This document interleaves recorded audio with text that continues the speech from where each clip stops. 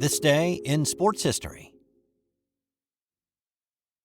Hey, this is Steve White, the host of This Day in Sports History. I live in western North Carolina, where Hurricane Helene left a trail of destruction. I'm fine and came through it mostly unscathed, but elsewhere, the situation is dire. So many across this portion of the state and the region lost everything. Those who still have a home may still be without power or access to clean or running water. Some are still trapped by washed-out roads. Communication has been severed. Consider a donation to the Western North Carolina Red Cross or another local charity that's doing work to help those affected by the storm. Let's bring some normalcy back to life for so many who have been disrupted. I've put some links in the show notes if you would like a few suggestions. Thanks. And now, today's episode.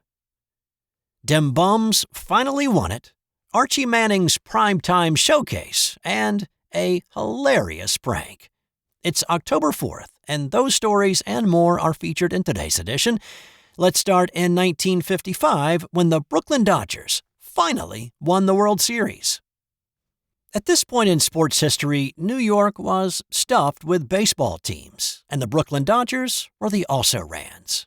If you lived in Brooklyn at the time, you probably called the Brooklyn Nine Dem Bums. It's not because they didn't have success. They won 4 pennants between 1947 through 1953, but they had never been able to win the World Series in their 7 previous trips. Their failings in the Fall Classic were much more painful for Dodgers fans after all the Yankees' success in 4 decades, and even more so when the Giants won the series in 1954. Dem Bums also had some talent. There was Jackie Robinson, of course, now in 1955 an 8-year veteran. There was the long ball hitting Duke Snider in center field and Gil Hodges at first, and of course Pee Wee Reese was still hoovering up ground balls at shortstop. But despite the talent, they always seemed to come up just a little bit short.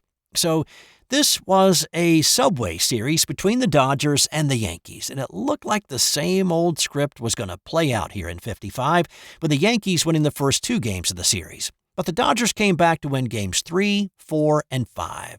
The Yankees evened the series by winning Game 6, setting up the deciding Game 7 at Yankee Stadium in the Bronx on this day.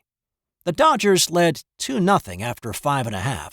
Now, in the top of the 6th, Dodgers second baseman Don Zimmer had been pinch hit for, which created a shift in the field in the bottom half, moving Junior Gillum from left field to second base, and manager Walter Austin inserted Sandy Amoros into left. Now, the Cuban-born Amoros had been a bit disappointing in the majors in his 4 years in the Dodger organization. He seemed to have little trouble hitting minor league pitching, but the times that he was brought up to the big club, he struggled at the plate. He was mostly used as a defensive substitution late in games. But this was Game 7 of the World Series. Everything is ramped up to 11. And this was a little bit of a gamble, but the gamble paid off. In the bottom half of the 6th, Yankee Billy Martin drew a walk. Gil McDougald laid down a great bunt to move Martin to second, and McDougald was safe at first. 2 on, a man in scoring position, no outs, and Yogi Berra coming to the plate. In 1955, Berra had been a .272 hitter with 27 homers and 108 RBI. He was a dangerous man to face in this situation. He was a left-handed batter, and so the Dodger outfield rotated towards the right field line. However, Berra connected on an outside pitch, and he sent one down the left field line. Martin hesitated a little bit, but McDougald took off, thinking there is nobody getting to that opposite field shot. Amoros broke on the ball immediately. Now, something to know here, Amoros was a left-hander, so he had the glove on his right hand, and that's fortunate that he did. He made a great catch about 5 feet from the seats, which were nestled tight to the left field line. He wheeled and threw a strike to the cutoff man, who was able to nail McDougald, trying to scramble back to first for the double play. If that ball had fallen in, the game would have been tied, and Berra would have been on second with no outs. Instead, the Dodgers still had a 2-0 lead with 2 outs now. The Yankees would not score. Junior Gillum, the man who had been in left field previously and was a right-hander, said after the game that he would have never gotten to that ball. Years later, the Dodgers' winning pitcher on this day, Johnny Padres, said if Amoros had not caught that ball, the Dodgers might never have won a World Series in Brooklyn. Let's go now to 1969, and if there were a football royal family, then I guess the closest thing to it would be the Manning family, right? Currently, you've got Arch starring at Texas, Peyton and Eli both won a pair of Super Bowls, and then there's Pops, Archie Manning, who got it all started at Ole Miss before playing for the New Orleans Saints in the NFL.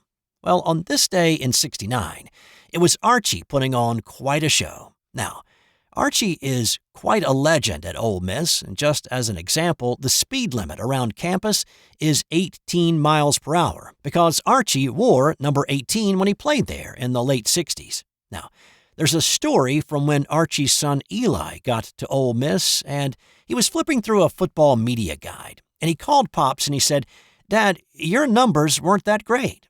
Archie actually agreed with him and said that Ole Miss didn't throw the ball much then. 150, 160 yards passing a game was good. So what happened on this day was definitely an anomaly. The number 20 Ole Miss Rebels were playing at 15th-ranked Alabama, and it was the first ever nationally televised college football game, and the nation tuned in to watch Archie go up against Alabama's quarterback, Scott Hunter. There were a few in Tuscaloosa and around the state wondering if Bear Bryant might be on the decline. Despite being 2-0 coming into this ball game, they'd only managed 8 wins in their previous 2 seasons. The Crimson Tide faithful weren't comfortable being underdogs, and yet they were against Ole Miss despite being ranked a little bit higher. The Rebels were picked to win the SEC in '69 behind their junior quarterback and maybe even contend for a national title. But the Rebels were coming off a 10-9 loss to Kentucky that dropped them 12 places in the rankings. Alabama led 14-7 at the half, but Manning evened it up with a touchdown pass early in the third quarter. The Tide rolled back to another 7-point lead a few minutes later. Ole Miss responded with a sustained drive that ended in Manning scoring on an 18-yard scamper. But the extra point was missed, and that would be crucial later. The game continued to go back and forth. Neither defense seemed to be able to stop the other's offense. Bear Bryant is said to have stalked the sidelines during the game, promising to fire all of his defensive coaches because they could not stop Archie Manning and the Rebels.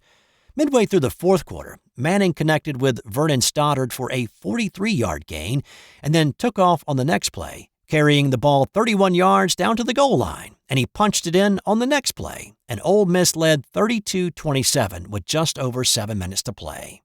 That scoring drive took all of 28 seconds, but Alabama's Hunter was the yin to Manning's yang in this game, and he led another scoring drive, putting another touchdown on the board with a 15-yard TD pass with 3:51 to play. Finally, the Manning train seemed to run out of steam, and the game ended with the Crimson Tide hanging on to the 33-32 win. Manning completed 33 passes for 436 yards and 2 touchdowns. He ran for 104 more and added 3 rushing TDs to his totals. Hunter threw for 300 yards and a TD pass, and he also ran one in. Add all that up, and that's 840 yards of total offense between those two. Bama would go on a slide the rest of the year, though, finishing 6-5, their worst finish under Bear Bryant. Ole Miss would get right. They lost just one more the rest of the way, finishing 8-3 and number 8 in the final poll. And Manning would finish 4th in the Heisman voting at the end of the year.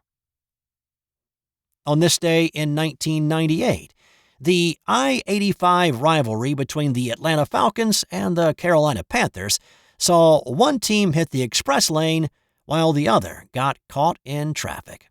Even though nobody was using GPS to navigate back in '98, you would have thought the Falcons had an eye in the sky the way they started this one and then put it away later.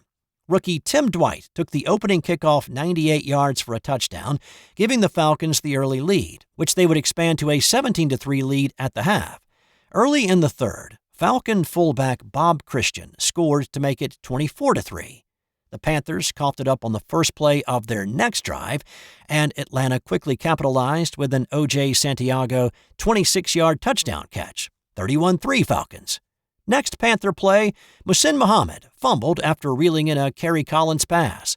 Falcons safety William White scooped it and scored it for another touchdown. Atlanta scored 21 points in 48 seconds, and that's the fastest any NFL team has ever scored 3 touchdowns. Atlanta kept on cruising, though. They forced a total of 6 Panther turnovers en route to the 51-23 win on this day. And on this day in 1992, it was one of the all-time great pranks ever pulled on a professional athlete. Now, there have been a lot of great jokes and jokesters in all kinds of sports. Sometimes a prank can go a little bit too far, and other times, they can hit just the right note on an unsuspecting target. Done right, a good prank can help improve team chemistry. Well, on this night, the Toronto Blue Jays pulled a hilarious prank on one of their rookies, Derek Bell. Like a lot of young guys with a new major league contract, Derek had treated himself to a new car, and then he'd made some modifications to it. Well, midway through the game between innings on Fan Appreciation Night, Joe Carter drove Bell's Jeep onto the outfield grass, while the Blue Jays PA guy made the announcement that one lucky fan would be driving home Bell's car that night. Bell looked on in disbelief, realizing immediately that that was his car. The PA guy went on to read out a section, row, and seat number of the fictitious lucky fan, while Carter drove past the Blue Jays dugout with a huge smile on his face. Bell looked like he may have gotten the joke, but then his face changed as if asking, "Are they really going to give away my car?" They didn't, but it was funny nonetheless. And time now for your favorite part of the show. It's the nothing to do with sports fun fact. Just like humans, cows can have regional accents. That's all I've got for you today. Thanks for stopping by. I hope you have a great rest of your day. Be safe, and I'll talk to you tomorrow on This Day in Sports History.